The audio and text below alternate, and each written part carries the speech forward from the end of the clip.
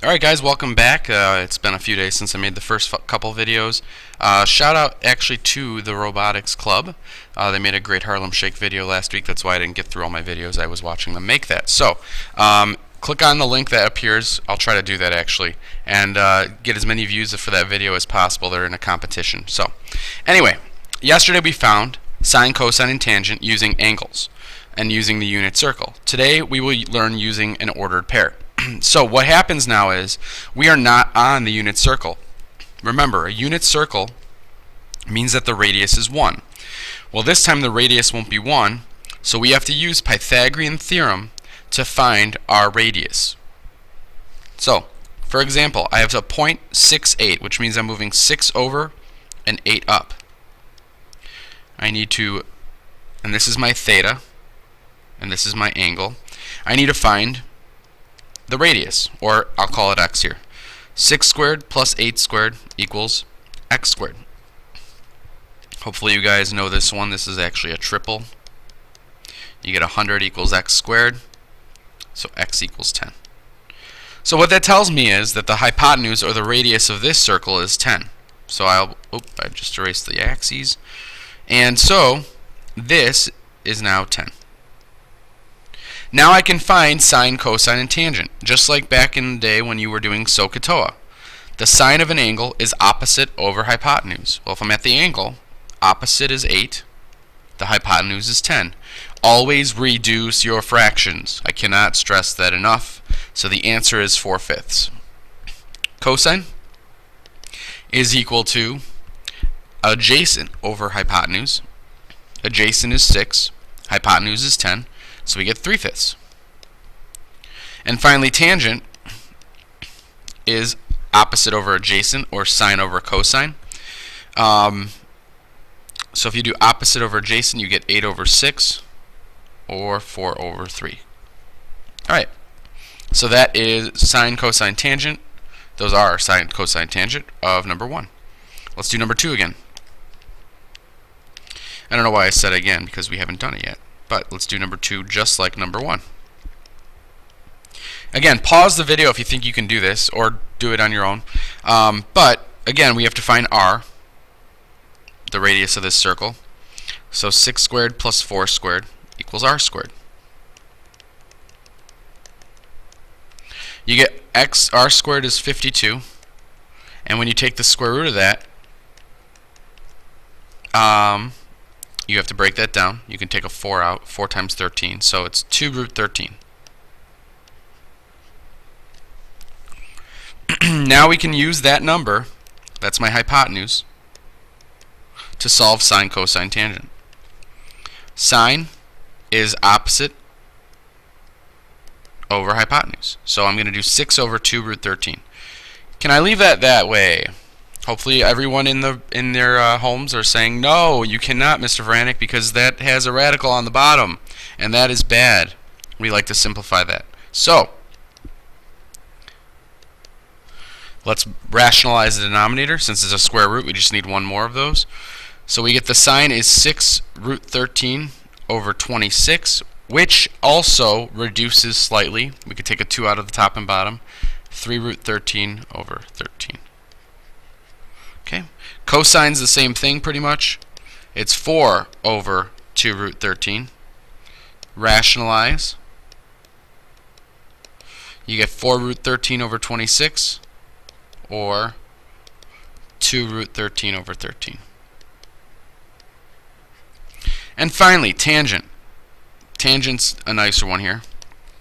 It's just 6 over 4. Because it's opposite over adjacent, which is 3 over 2. And we have found our sine, cosine, tangent at random points from the origin to those coordinates. Okay, so those are non-unit circle problems. Now we're back to the unit circle.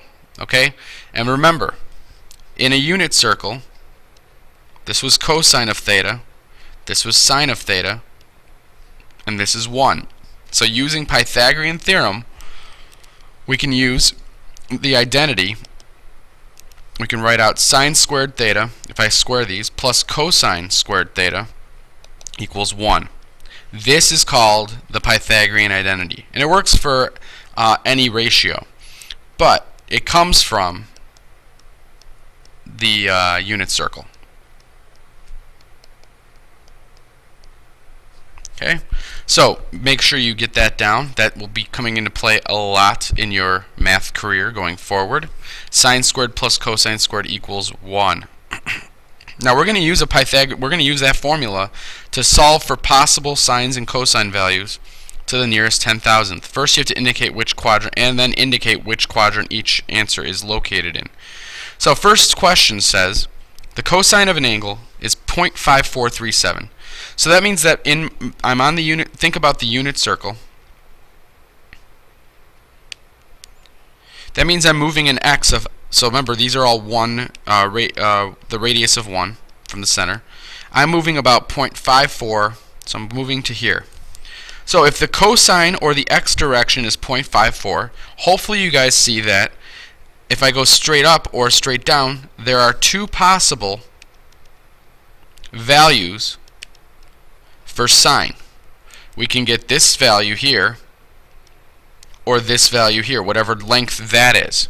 So we're looking for sine, and there are going to be two possible answers. So let's use Pythagorean theorem to figure out what those answers are. Real fast, what quadrant will these end up in? This is quadrant 1. This is quadrant 4. Okay, so let's figure out what this is. So I'm going to use the Pythagorean identity up above. Sine squared plus cosine, because we know what cosine is, squared, equals 1. You square this and subtract, and you get sine squared is equal to 0.7043931. Make it as big as possible. Do not round until the very end, please. Finally, how do we solve this? We take a square root there, we take a square root there, and you get the sine of theta. And what happens when you take a square root? We get two possible values. Those two possible values are plus or minus 0.8393. I said round to the nearest 10,000, which is 4 decimals. So then it says, tell me which quadrant each one's located in. So you got the answers, however, you have to go a step further. When the sine of theta is equal to positive 0.8394, that means y is positive, that's this point right there, then it goes up to quadrant 1. When sine is negative 0.8394, then we're in quadrant 4. It's down here. Okay, so we moved over in the cosine, and then the sines to get to the circle straight up and down, there was two possible values. We found those. So let's go on and try some more, because that's all we're doing for the rest of the period, except for you have a review question at the end. Alright, so here we go. We have 2, 3, and 4. Cosine is negative 0.3421. I'll draw a circle real quick just to help me see where that is. And negative 0.3421 is about here. If I go negative 0.3, remember this is 1. Really doesn't matter. But the key is that now I have two possible sine values. I have this distance here or this distance here, which is the same. One's going to be positive, one's going to be negative. So we're working in quadrants 2 and 3 for this problem. Now we go to our Pythagorean identity, and we say that sine squared plus negative 0.3421, make sure the negative is in the parentheses with that, because it should become a positive, equals 1 squared, or 1. And when you solve that, I'm not going to go through all the solving every time now. You guys should know how to calculate from there. The sine of theta becomes plus or minus 0.9397. Okay? So, obviously, we look at our thing, and the positive one is in the quadrant 2, because 2 means positive sign. It goes up. The other one, the other value that it could be, is down, which is in quadrant 3. So the negative sign value is in quadrant 3. And that's it. Alright, so let's do some where we have sine. But it's the same thing, it's just the circle goes a little bit different. So now I'm at sine of 0.4828. So there's my circle. Now I'm telling you that the sine is 0.48. That means the y. So I'm going to go up to about 4.28 there. So possible x values, I could have an x distance to there, or I can have x distance to there. So we're looking for this distance or this distance using Pythagorean theorem. We're looking at quadrants 1 and 2. Okay? So let's go down here and let's solve this. So we have sine squared. Oh, we know sine now. This is one where we know sine. So we have 0.4828 squared plus cosine squared equals 1. When you go through the motions of that, you get that the cosine of theta should equal plus or minus 0.8757. Again, this represents the x direction. So if I move up 0.4828, I would have to move 0.8757 in the x direction to make it a radius and get to the circle. And in each direction, so we have cosine theta is 0.8757, and the quadrant is 1 because x is positive in quadrant 1. The other one is negative 0.8757 in quadrant 2. Okay? Again, it really helps to draw the circle. It helps a lot because this is where we were going. This is the angle that it's at. That's the angle that it's at. But I just look at it from other pieces. So, all right, last one for these. And then I want you guys to try the thing on the bottom by yourself. It's just a review of the unit circle and a thing you'll see on the quiz a lot. Remember, this is the last video before the quiz, so once you get through this, if you understand everything, please keep practicing. This quiz should be a good one. I want to see great grades on this quiz. Alright, so sine is negative 0.1, so that's about right there. So I move down that way. So these x values are what I'm looking for. I'm looking for that value and that value. I know that the radius is 1, and I know the sine is negative 0.1721. So let's do Pythagorean theorem. I have negative 0.1721 squared plus cosine squared equals 1. Again, do not forget to square the negative. It has to become a positive there. And when you do that correctly, you get cosine of theta is equal to plus or minus 0.9851. You could always check your answers too by squaring that one and adding it to squaring that, and then it should equal 1, approximately.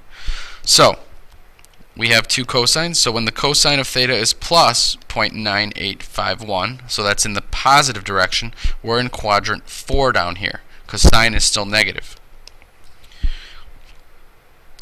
Cosine of theta is equal to negative 0.9851. We go left for cosine, and that would be down because we're still negative sine. That's quadrant 3. Okay, so this is what I expect to see on your quiz. I need it broken down and tell me which quadrant each thing is in. Alright, this is a review. Again, think about where 2 pi over 3 is, sketch it, state the reference angle, or sketch it, and then label the coordinate of the endpoint. That's where you have to remember your unit circle. I will go through it of how I look at it always. First of all, 2 pi over 3, remember pi over 6s and pi over 3s are like your 30s and 60s.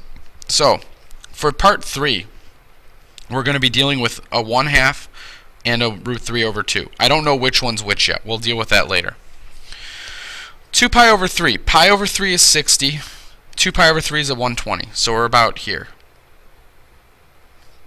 So the angle, that's 2 pi over 3. Okay, well, without even converting it, how many more pi over 3s do I need to get to a full one? My reference angle has to be pi over 3. Because if I add another pi over 3, now I'm at 3 pi over 3. So I have a full circle. So my reference is pi over 3. My angle is there. And now I have to state this endpoint. Here's how I think about the endpoint. One of the values is 1/2, and one of it is root 3 over 2, because we're at either a 60 or a 30. Well, since we're at a 60 degree, that means there's 60 degrees left. So if I draw this triangle and I look at this, if you draw it correctly, you have to draw it correctly. Which value looks smaller, which value looks bigger? If you guys look at it, the x direction is smaller, so the x is going to be the 1/2. The y value will be the bigger one, which is root 3 over 2. Now, we have to just do the negatives. What quadrant am I in? I'm in quadrant 2. Quadrant 2 has a negative x value and a positive y value. We went left for x, up for y. So that is all you have to do. So I sketched it, I put the reference angle, I said what it was, and I stated the coordinate off of my unit circle. Again, you need to have this memorized, but really, like I said, we'll practice in class on how to memorize those. Alright, very important lesson to go through. I know it was a longer one, but hopefully you guys are getting this stuff. We'll talk more about it in class. See you later.